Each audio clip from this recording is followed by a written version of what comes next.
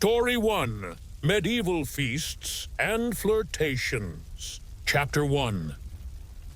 The banquet hall buzz. Hey, everybody. Welcome back to the channel. Tonight, we're diving into a deliciously chaotic corner of medieval life. The feasts that fueled flirtations, alliances, and a whole lot of drama. Picture overflowing tables, rowdy nights, and sneaky glances across the hall. Before we get started, smash that like button if you're ready for some medieval gossip.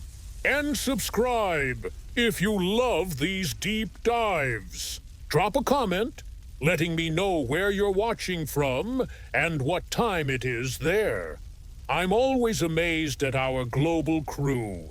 Grab a drink, maybe a snack, and let's step into the smoky, torchlit world of medieval banquets together.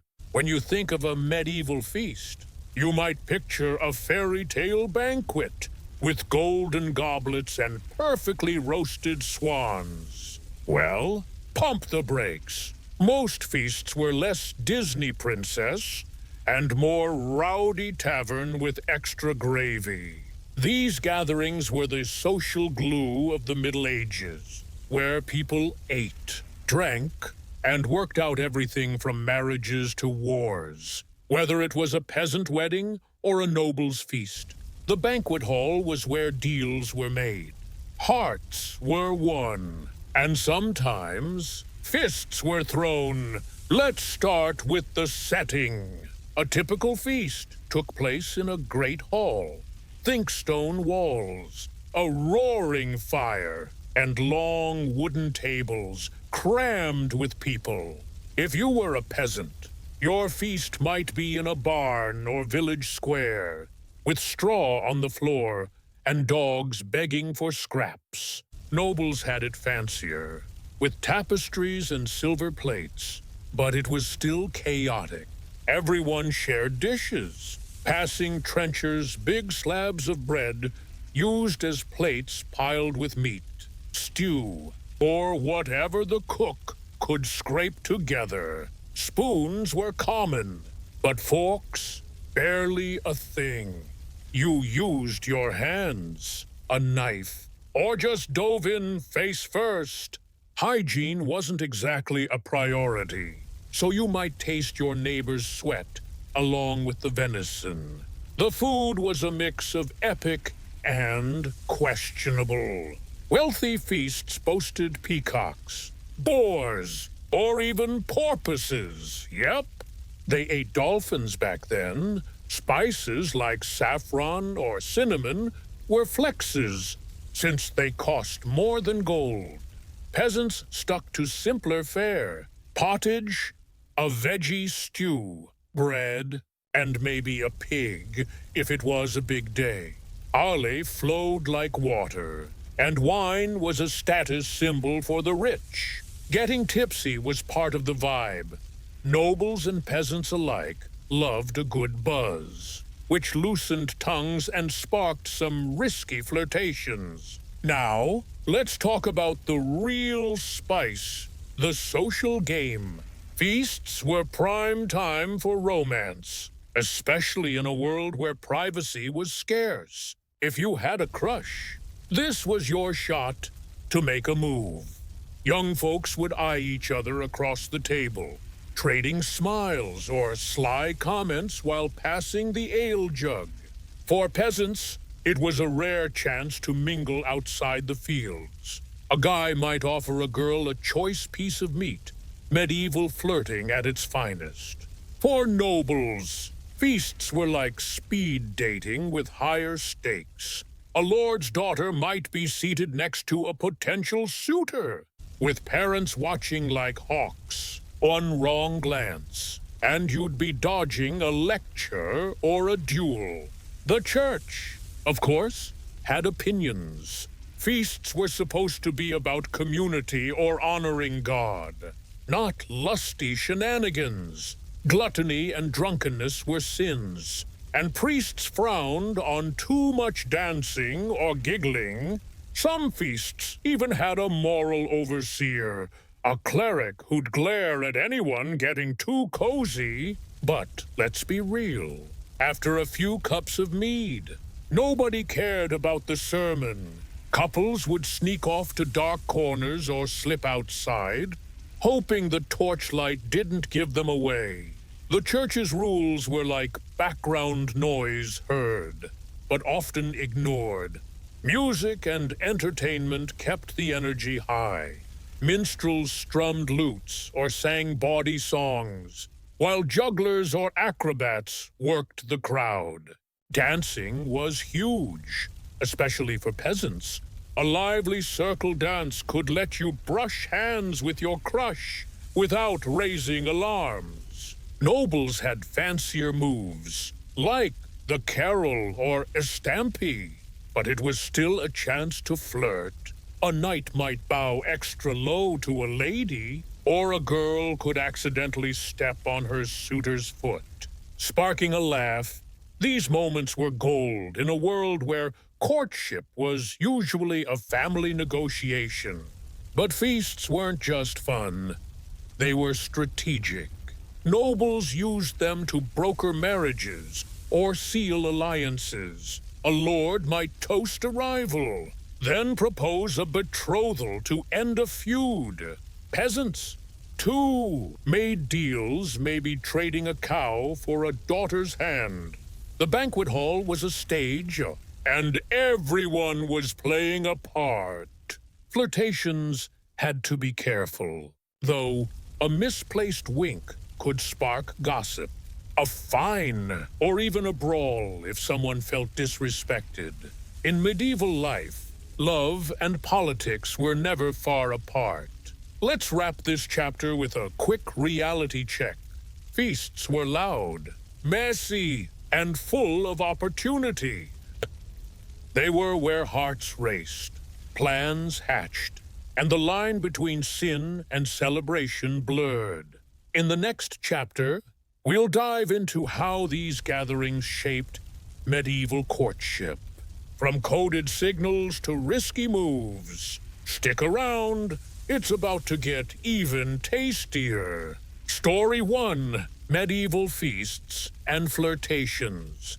Chapter 2, Courtship over Candlelight. Hey, friends, welcome back to our dive into medieval feasts and the flirtations that lit up those smoky halls. If you missed Chapter 1, go check it out. We covered the chaos and buzz of banquet life. Hit that like button, subscribe, and drop a comment with your location and time. Let's pick up where we left off and talk about how feasts were the ultimate stage for medieval courtship, where every glance, gift, and dance was a high-stakes move. Feasts were the medieval equivalent of a dating app, but with more ale and fewer swipes. In a world where marriages were often arranged and privacy was a pipe dream, these gatherings were where you could test the waters with someone special. Whether you were a peasant dreaming of love or a noble playing a political game, the banquet hall was your chance to shine or crash and burn. Courtship at a feast was a delicate dance, full of coded signals and sneaky risks. And it all happened under the watchful eyes of family, friends, and the church. Let's start with the peasants. For regular folks, feasts were a rare break from the grind of farming or herding. A village wedding or harvest celebration meant good food, music, and a shot to mingle. If you had a crush, you'd plan your moves like a general. Maybe you'd save a spot at the table for them, offer a chunk of bread, or accidentally bump into them during a dance. These were small gestures, but in a tight-knit village, they spoke volumes. A girl might braid a flower into her hair, signaling she was open to attention. A guy might wear his least patched tunic, hoping to look like husband material. The vibe was playful, but risky. Villages were gossip central, and a bold move could make you the talk of the tavern. If you flirted too openly, like holding hands too long, you might catch a scolding from a parent or a priest. The church was always lurking, preaching modesty and warning against occasions of sin. Some feasts had a cleric patrolling, ready to douse any sparks of romance with a lecture. But after a few cups of ale, people got brave. Couples would slip into the shadows, maybe behind a barn or by the fire pit, stealing a moment before the village busybody ratted them out. Nobles had a different game, but it was just as intense. Feasts were where alliances were forged, and courtship was part of the deal. A lord might seat his daughter next to a visiting knight. Hoping to spark a match, the young couple would be on display. Every move scrutinized by parents, chaperones, and rivals. Flirting had to be subtle, a lingering glance, a polite laugh, or a carefully worded compliment. A lady might drop her napkin, giving her suitor a chance to pick it up and whisper something sweet. A knight might dedicate a song to a fair maiden, leaving everyone guessing who he meant. These were the medieval equivalent of sliding into DMs, but with way more pressure. The church's rules made things trickier. Intimacy was supposed to wait for marriage, and feasts were meant for fellowship, not flirting. But nobles found loopholes. Courtly love, a fancy trend among the elite. Let knights worship a lady from afar with poems or gestures. It was supposed to be chaste, but let's be honest, those longing stares weren't always pure. A lady could play along, accepting a token like a ribbon or glove, which was basically medieval flirting swag. These games let couples express feelings without crossing the line, at least. Not publicly. Risks were high for everyone.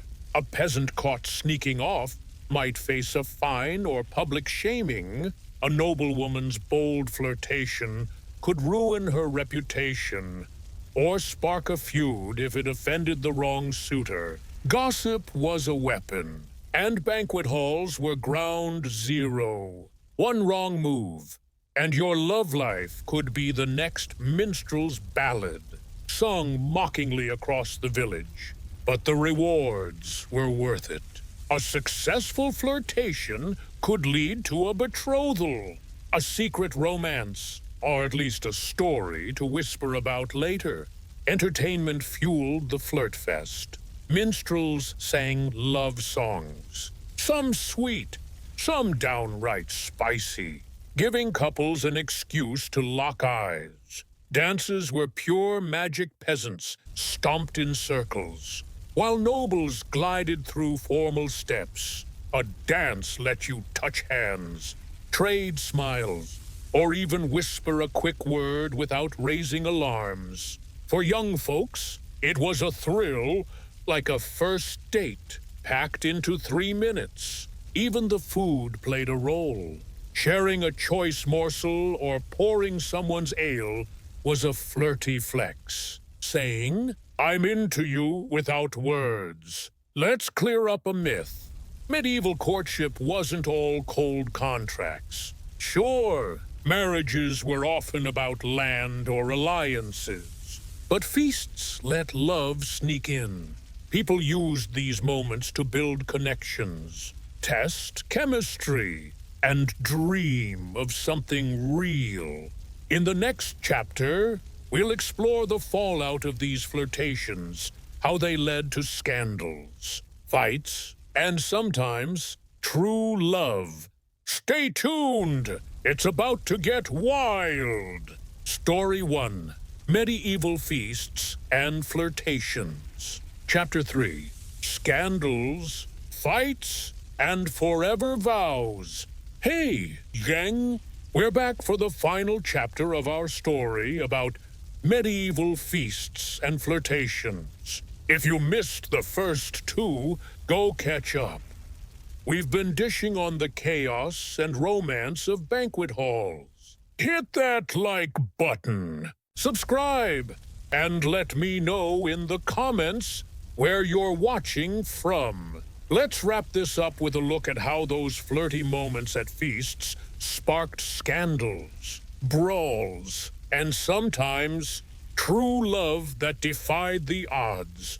Feasts were where medieval hearts raced, but they were also where things could go spectacularly wrong. All that ale, music, and stolen glances created a powder keg of emotions. A flirtation that started with a shy smile could end in a fist fight. A broken betrothal, or a love story for the ages. The banquet hall was a stage, and every move had consequences, some funny, some tragic, all juicy. Let's dive into the fallout of those candlelit connections. For peasants, a feast was a rare chance to let loose, but it came with risks. Flirting was fun until someone got jealous. Picture a village harvest feast.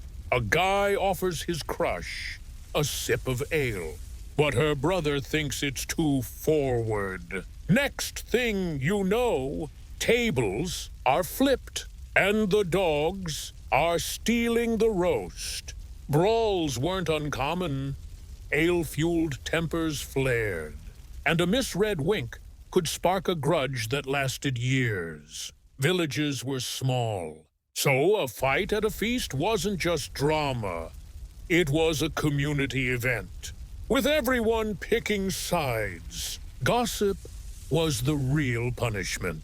If a couple got too cozy, say, sneaking off during a dance, the village busybody would spread the word faster than a plague. By morning, the whole town knew, and the couple might face a fine or a public scolding from the priest.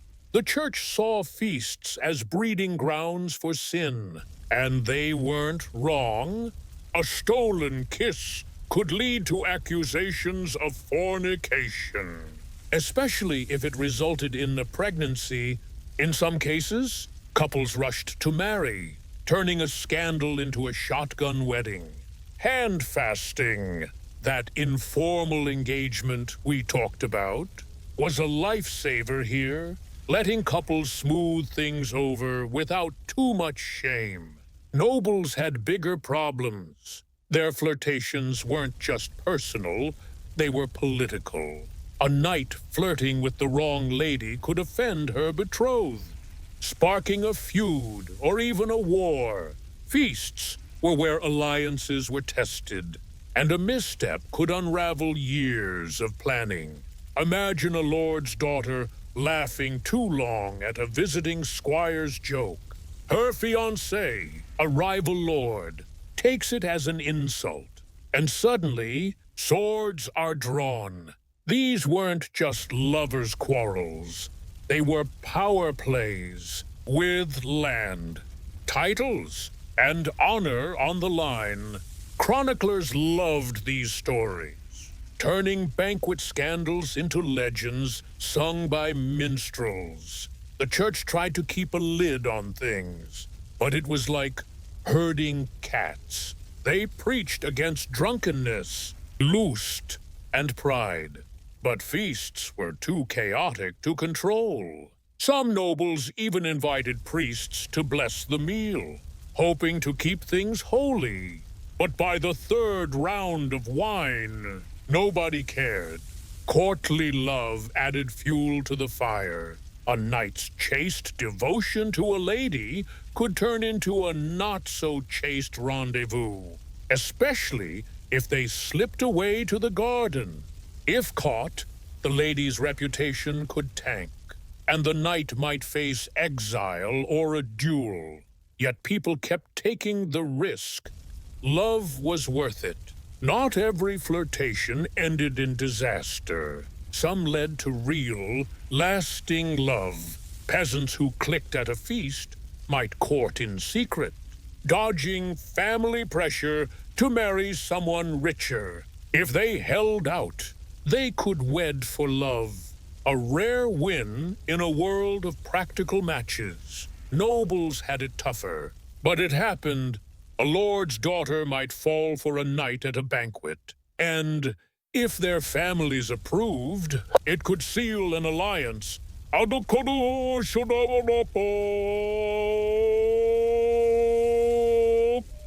romance. Letters between spouses from this era show genuine affection, proving that feasts could spark more than just drama. Let's bust a myth. Medieval feasts weren't all debauchery. Sure, they were loud and messy, but they were also where communities bonded. Flirtations, fights, and vows were part of the human messiness that made these gatherings so vital. They were where people felt alive, took risks, and wrote their own stories, one dance at a time. So, that's the tale of medieval feasts. Tables groaning with food, hearts racing with hope, and scandals waiting to explode. They were messy, magical, and unforgettable. That's it for Story 1. Next up, we're diving into a new story about medieval markets and the romance that bloomed among the stalls. See you in the next one. Story 2, Medieval Markets and Romance. Chapter 1, Love Among the Stalls. Hey, everyone, welcome back to the channel.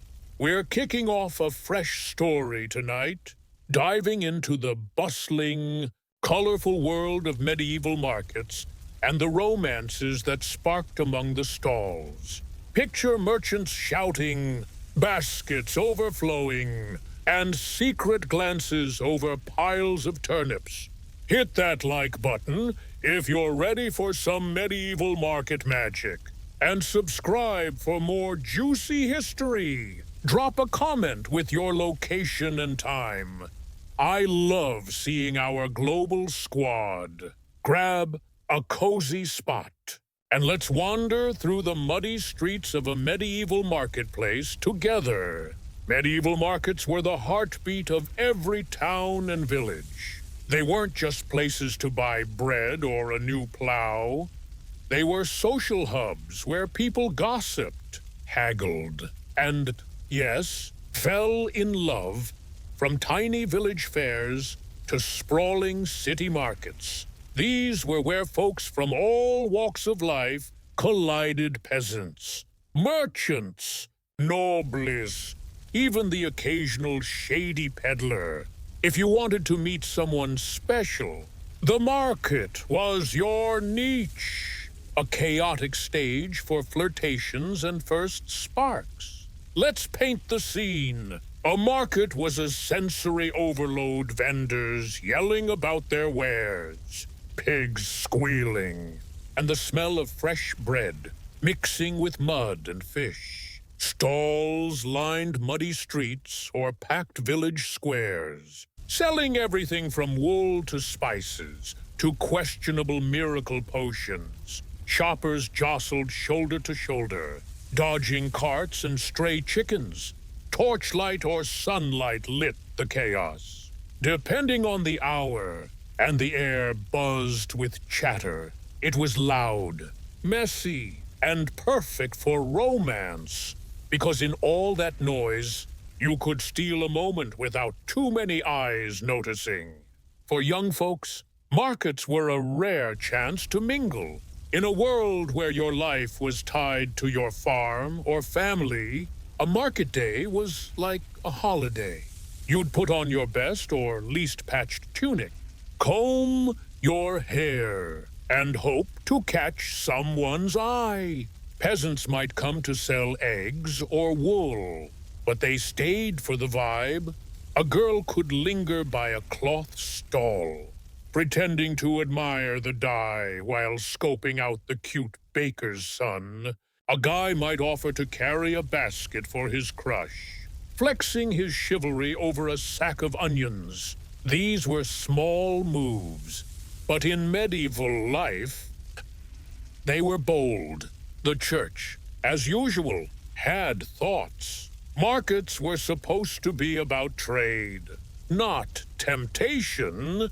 They worried about idle hands leading to sin. And priests often patrolled bigger markets, eyeing couples who stood too close. Public displays of affection like holding hands or a quick peck could earn you a sermon or a fine, but markets were too chaotic for total control. A clever couple could slip behind a stall or blend into the crowd, dodging the morality police. The church's rules were like market haggling taken seriously, but always negotiable. Flirting had its own language. Offering a shiny apple or a ribbon was a classic move, like giving a medieval valentine.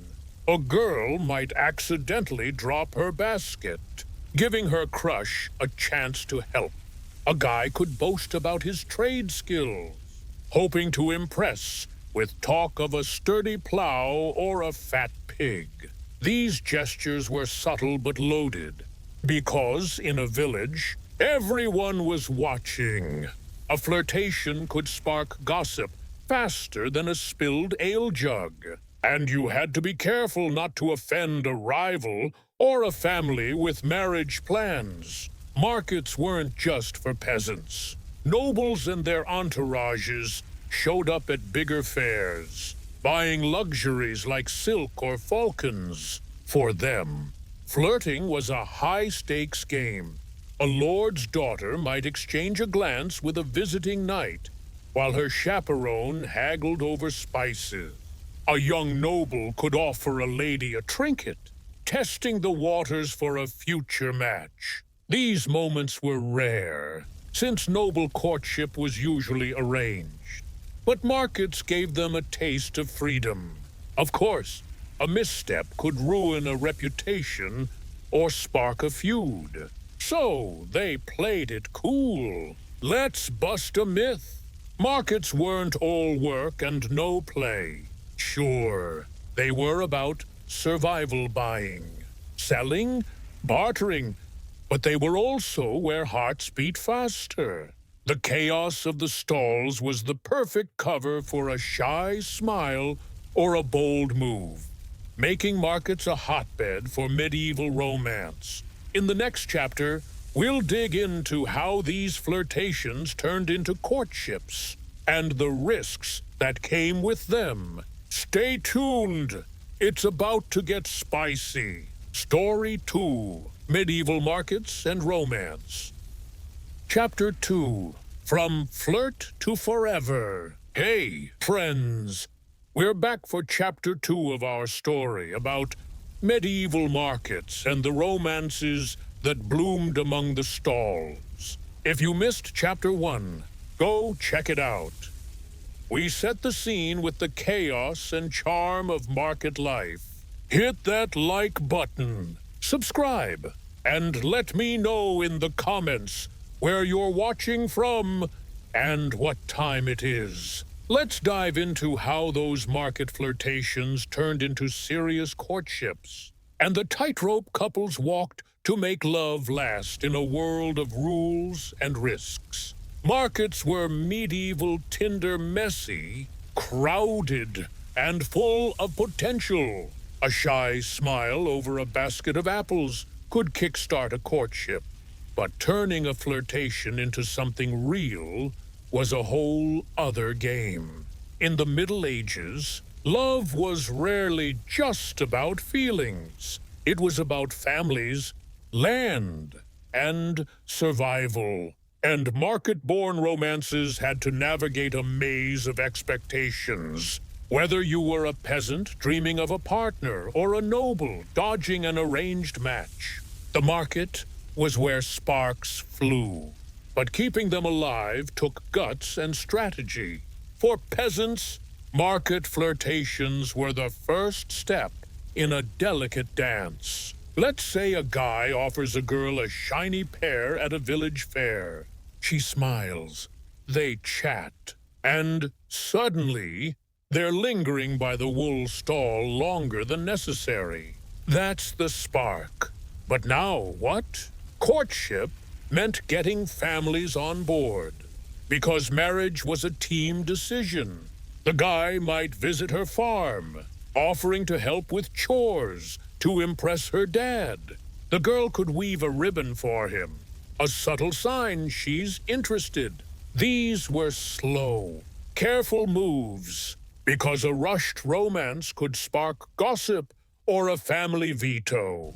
The church was always watching. They wanted courtship to be chaste and purposeful, leading straight to marriage. Flirting at markets was fine, but anything too bold, like sneaking a kiss behind a cart, could land you in trouble. Priests preached against vain dalliances, and bigger markets had moral overseers sniffing out sin. If a couple got caught, they might face a fine or a public scolding, but markets were chaotic, and clever couples used the crowd to their advantage, slipping away for a quick chat by the well or a stroll past the baker's stall. Gossip was the real danger. Villages were like social media, one wrong move, and everyone knew. A girl seen talking too long with a guy might be labeled loose, hurting her marriage prospects. A guy who flirted with the wrong person could anger a rival, leading to a brawl or a grudge. To avoid drama, couples used coded signals. A girl might wear a certain flower, signaling she's open to courtship. A guy could offer a small gift, like a carved spoon, to test the waters without committing. These were medieval emojis, saying, "I like you," without shouting it. Nobles played a fancier game. Markets gave them a rare chance to mingle outside the castle.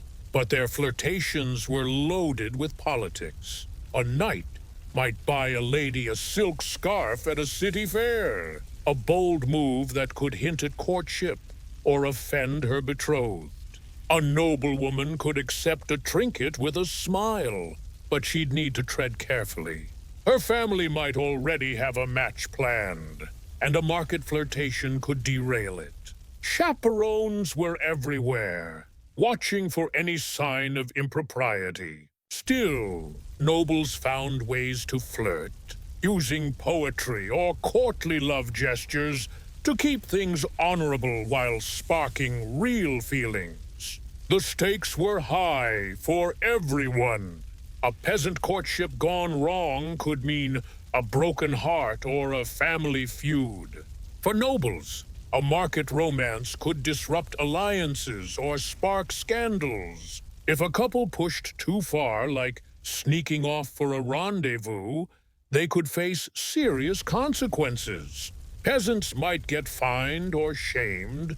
Nobles could lose their status or be sent to a convent. Yet the market's magic kept people trying. The bustle of the stalls, the thrill of a shared glance, made it worth the risk.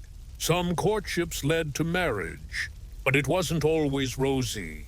Peasants needed parental approval, and a market romance might be vetoed for a better match. Say, someone with more land.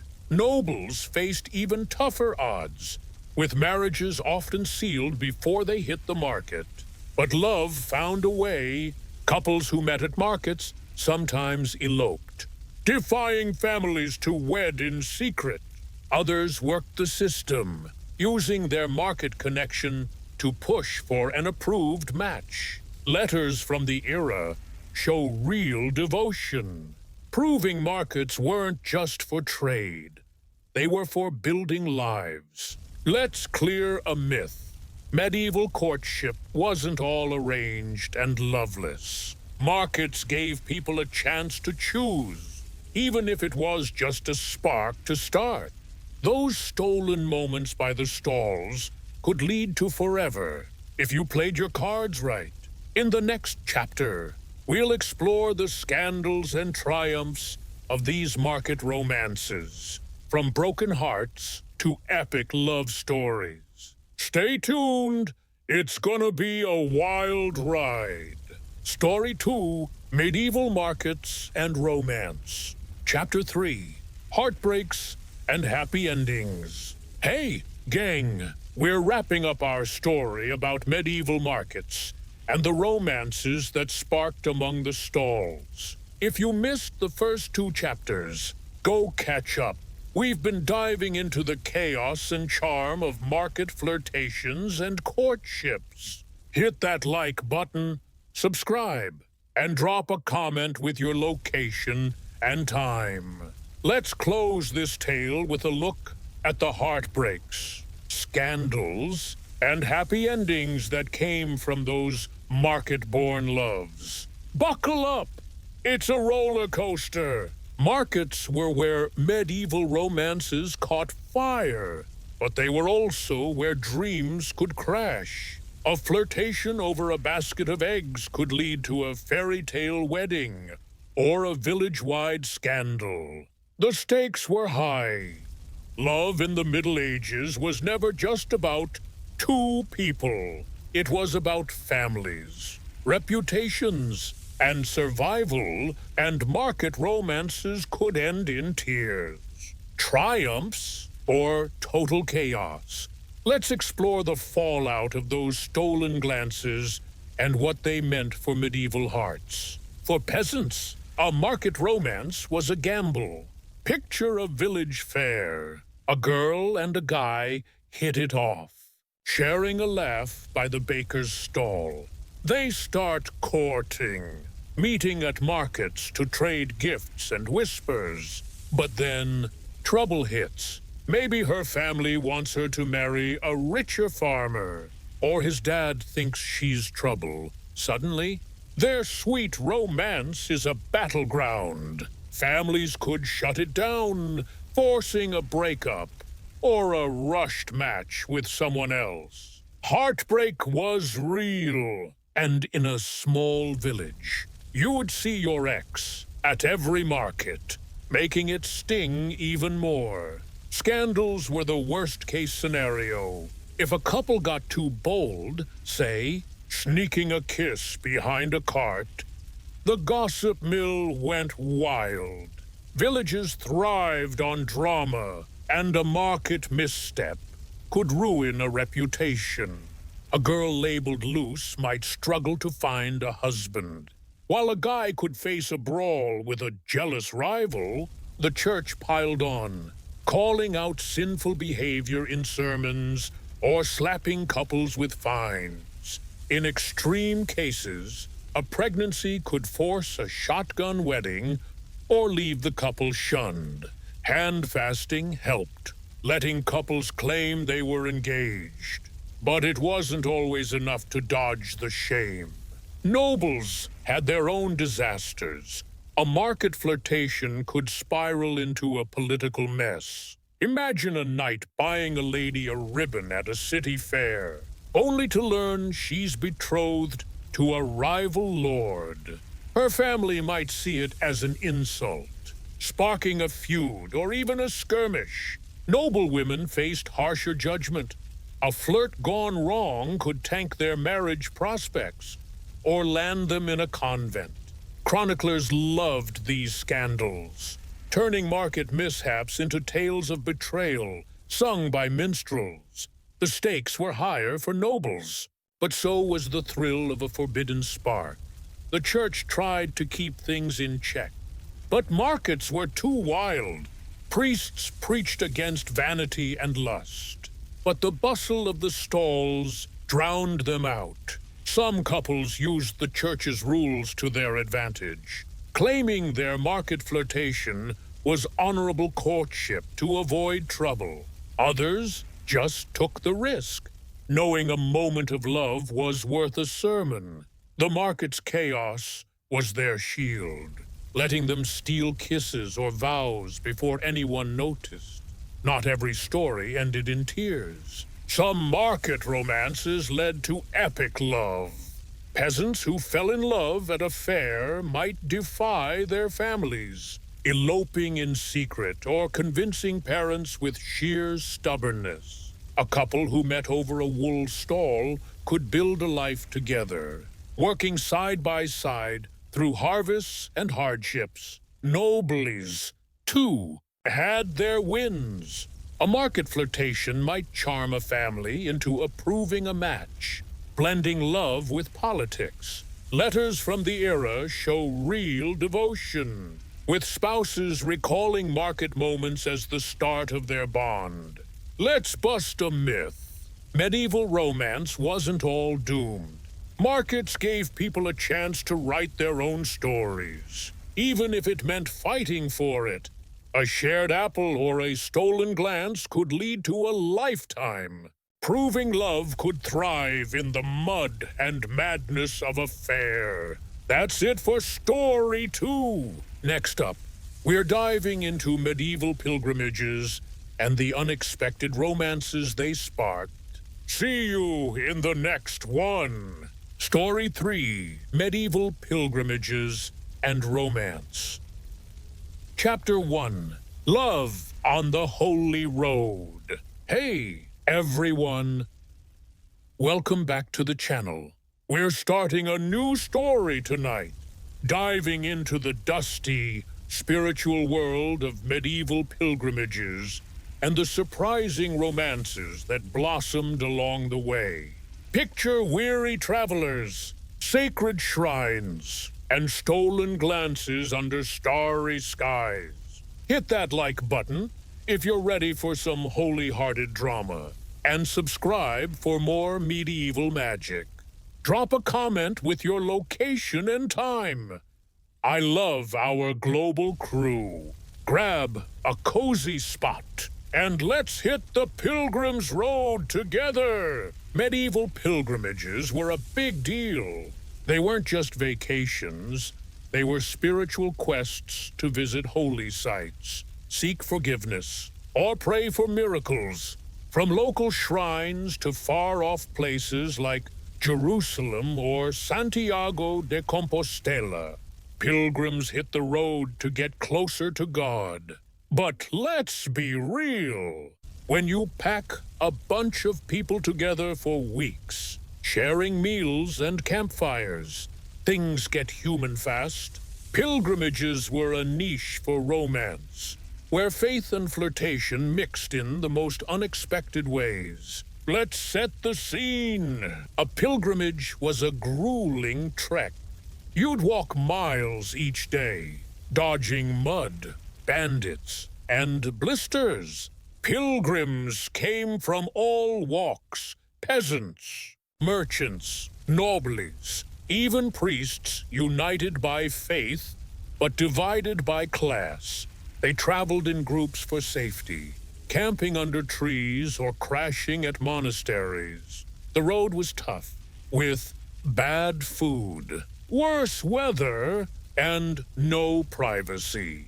But it was also a break from daily life, a chance to meet new people and maybe, just maybe, fall in love. For young folks, pilgrimages were a rare adventure. Back home, your life was locked in farm, family, or an arranged betrothal. On the road, you could chat with strangers, share stories, or help someone cross a river. A peasant girl might walk beside a merchant's son, their hands brushing as they pass a water skin. A squire could offer a noblewoman his cloak during a storm, sparking a smile. These moments were electric, because pilgrims were equals in a way they rarely were at home. The road leveled the playing field, at least a little. The church had mixed feelings. Pilgrimages were holy, meant to purify the soul. not spark romance. They worried about worldly distractions, and some clerics chaperoned groups to keep things chaste. Public flirting, like holding hands or whispering too long, could earn a lecture or extra prayers. But the road was too wild to police. Pilgrims were tired, emotional, and far from home, and the church's rules felt distant under a campfire's glow. Couples could steal moments by a stream or during a rest stop, hoping their group was too busy praying to notice. Flirting had its own vibe. Offering to carry a pilgrim's pack or sharing your last crust of bread was a bold move. A woman might sing a hymn with extra heart, catching a guy's ear. A man could carve a small cross for his crush, a token of faith and feelings. These gestures were subtle because pilgrims were supposed to be pious. But in a world of vows and dusty trails, a shared glance could say more than words. The road's hardships, blisters, hunger, fear made these connections feel urgent, like love was a gift from God himself. Nobles joined pilgrimages, too, often with entourages. A lady might travel to atone for a sin or pray for a child, but she'd notice the gallant knight guarding her group. A lord could chat with a merchant's daughter, charmed by her wit. These sparks were risky. Noble romances were usually arranged. And a pilgrim fling could mess up plans. But the road's freedom was intoxicating, and even chaperones couldn't watch every moment. Let's bust a myth. Pilgrimages weren't all somber prayer. They were messy, human, and full of life. The road to a shrine was as much about connection as salvation, and romances bloomed in the dust.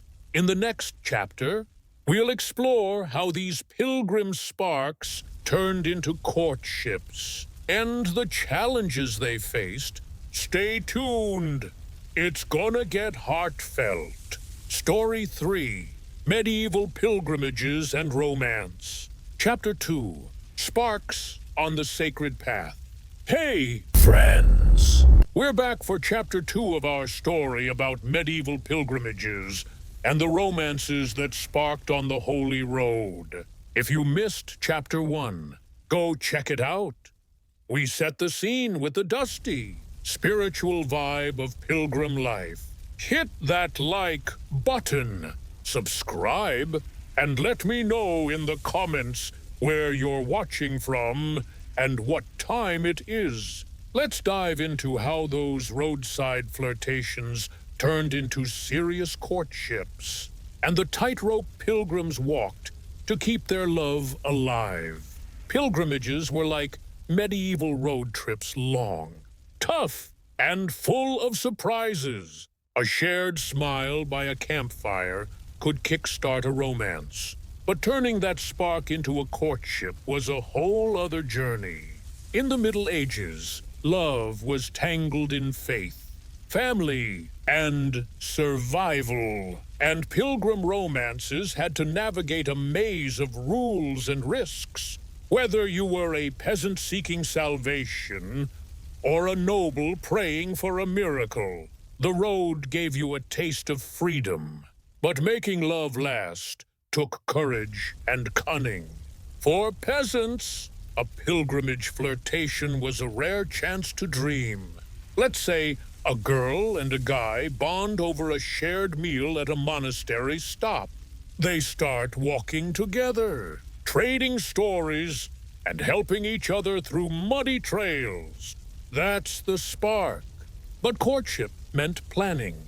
Back home, their families might have other matches in mind, and a pilgrim romance could throw a wrench in things. The guy might offer a carved token, like a pilgrim's badge, to show he's serious. The girl could sing a hymn for him, a subtle sign she's interested. These were slow moves, because rushing could spark gossip or a family feud. The church was a constant shadow. Pilgrimages were about God, not gooey feelings, and clerics kept a sharp eye on pilgrims. Flirting was tolerated if it looked pious, like sharing a prayer or helping with a pack. But anything too bold could land you in trouble. A couple caught whispering too long might face a lecture or extra penance. Bigger groups had chaperones, often monks or nuns, who'd swoop in if things got too cozy. But the road was chaotic, and clever couples used it to their advantage, stealing moments during rests or blending into the group's chatter. Gossip was a pilgrim's worst enemy. Pilgrimage groups were like temporary villages. Everyone knew everyone's business. A flirtation spotted by a nosy merchant could follow you home, ruining your reputation. A girl seen walking too close to a guy might be called wayward, hurting her marriage prospects. A guy who flirted with the wrong person could face a rival's wrath, maybe even a scuffle by the campfire. To avoid drama, couples used coded signals, a shared hymn, a dropped kerchief, or a quiet prayer together. These were medieval winks, saying, "I'm into you," without shouting it. Nobles had a flashier game. A pilgrimage gave them a break from castle life.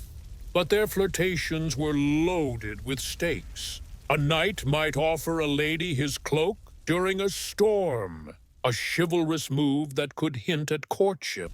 A noblewoman could accept a prayer book from a lord, testing the waters for a match. These sparks were risky. Noble marriages were usually arranged, and a pilgrim fling could derail plans. Chaperones were relentless, watching every move. Still, the road's spiritual vibe gave nobles cover, letting them frame their flirtation as holy devotion while sparking real feelings.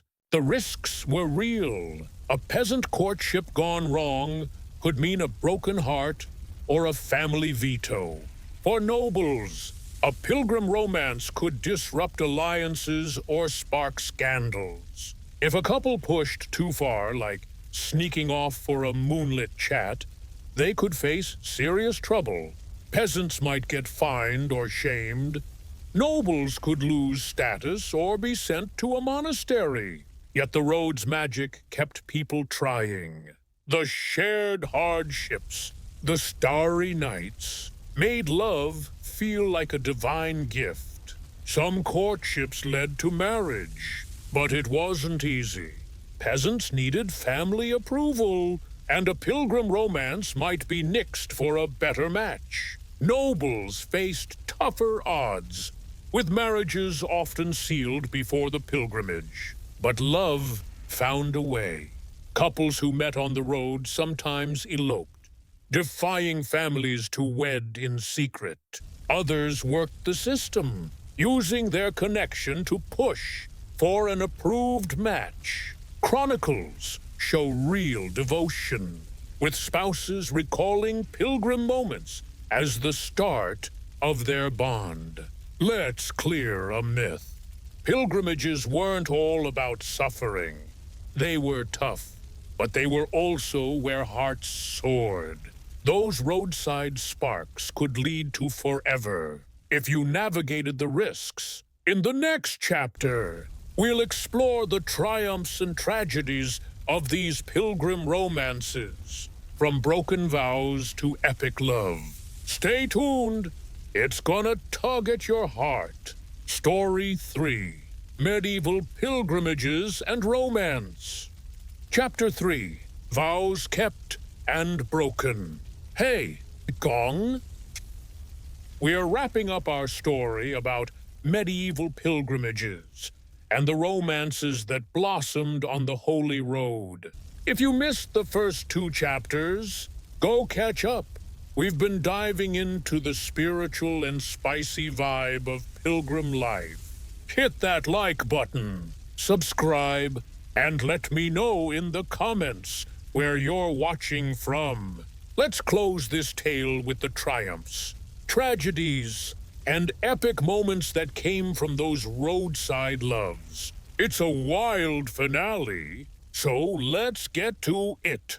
Pilgrimages were where medieval hearts found freedom, but they were also where love could soar or shatter. A shared prayer by a shrine could lead to a lifetime vow or a scandal that followed you home.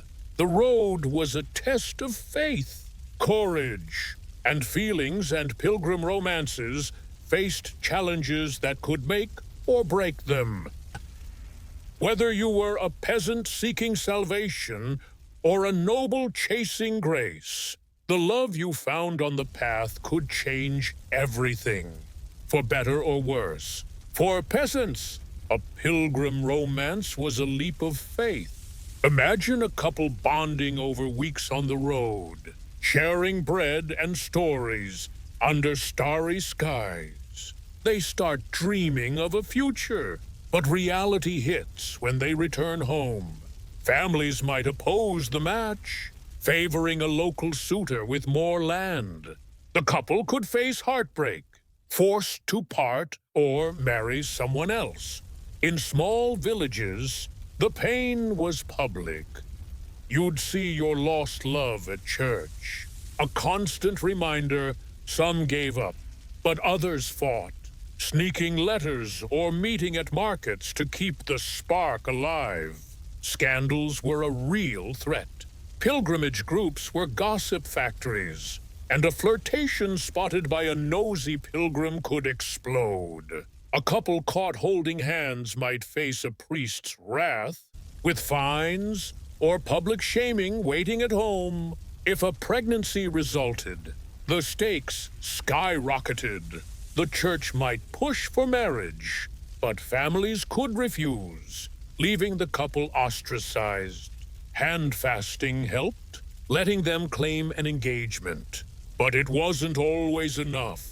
Gossip could ruin a reputation, making it hard to find a match later. Nobles faced bigger dramas. A pilgrim romance could upend political plans. Picture a knight falling for a merchant's daughter on the road to Canterbury. His family might see it as a disgrace, threatening to disown him. A noblewoman's fling with a squire could spark a feud if her betrothed felt slighted. These scandals made it into chronicles, with minstrels singing of star-crossed lovers. The church piled on, calling out sinful dalliances and pushing nobles to atone sometimes with a hefty donation. Yet the road's spiritual vibe gave couples cover. Letting them claim their love was divinely inspired. The church tried to keep things holy, but pilgrims were human. Clerics preached against worldly love, but the road's hardships, blisters, storms, fear made romance feel urgent. Some couples used the church's own language, framing their bond as a sacred partnership to dodge trouble. Others took the risk, knowing a stolen moment was worth the penance. The pilgrimage's chaos, crowded camps, long marches was their shield, letting them steal vows before anyone noticed. Not every story ended in sorrow. Some pilgrim romances triumphed. Peasants who fell in love on the road might elope, defying families to wed at a roadside chapel. Others convinced parents, using their shared faith as proof of their bond. Nobles, too, had their wins. A pilgrim spark could charm a family into approving a match, blending love with politics. Letters from the era show deep devotion, with spouses recalling roadside moments as the start of their life together. These were rare victories, but they proved love could conquer even medieval odds. Let's bust a myth. Pilgrimages weren't all gloom and prayer. They were grueling, but they were also where hearts found hope. The road to a shrine was a journey of the soul, and sometimes the heart leading to vows kept or broken. That's it for Story 3. Next up, we're diving into medieval tournaments and the romances they sparked. See you in the next one.